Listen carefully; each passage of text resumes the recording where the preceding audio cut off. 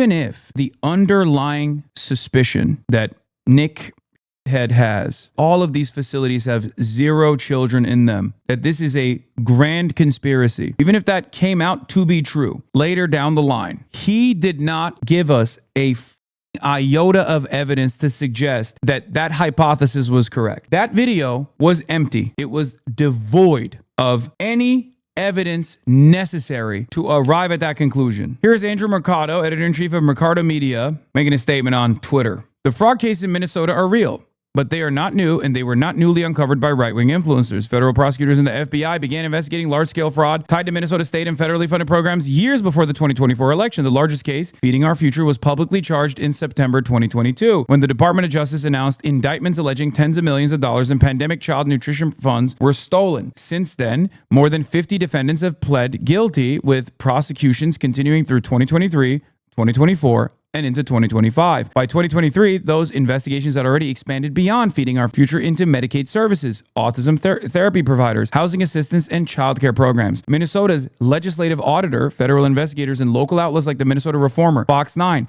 KSTP, and others were reporting on systemic failures and active criminal probes well before the 2024 presidential campaign was underway. That's why this propaganda is extra insane, because there is suspicion, but they did not actually bring in any new information.